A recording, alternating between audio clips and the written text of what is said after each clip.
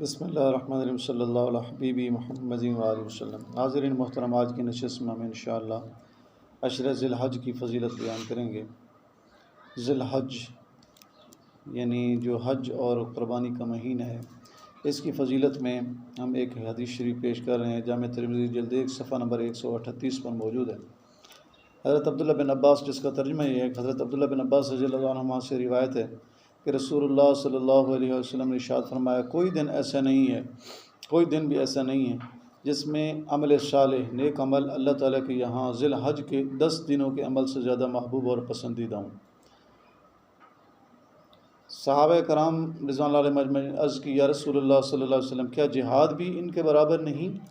تو آپ صلی اللہ علیہ حبیبی محمد وآلہ وسلم نے ارشاد فرمایا، ہاں، مگر وہ شخص جو جان و مال لے کر جہاد کے لیے نکلے، جان اور مال لے کر، اور پھر ان میں سے کوئی بھی واپس نہ آئے، جان اور مال قربان کر دے، تو اس کی شان تو پھر زیادہ ہے، اس کا عمل تو پھر زیادہ شان رکھتا ہے۔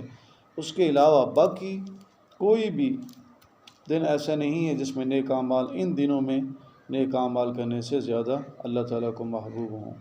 لہٰذا تو سب سے زیادہ محبوب اور پسندیدہ عمل جو ہیں وہ ان ذی الحج کے ان 10 دنوں میں ہیں۔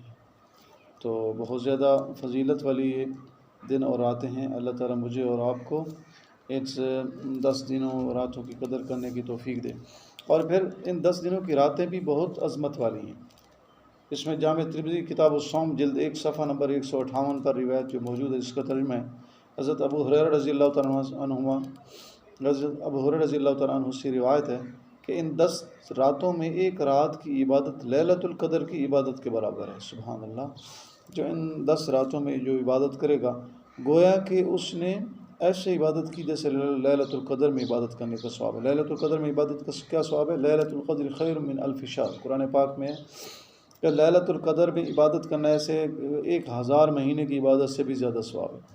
تو یہ ذی الحج کی جو 10 راتیں آ رہی ہیں، ان میں جس رات میں بھی جو مسلمان بھائی عبادت کرے گا، اس کو ایسے ثواب ملے گا گویا کہ اس نے لیلۃ القدر میں عبادت کی ہے۔ سبحان اللہ! اللہ تعالیٰ مجھے اور آپ کو ذی الحج کے ان 10 دنوں راتوں کی قدر کرنے کی توفیق بخشے۔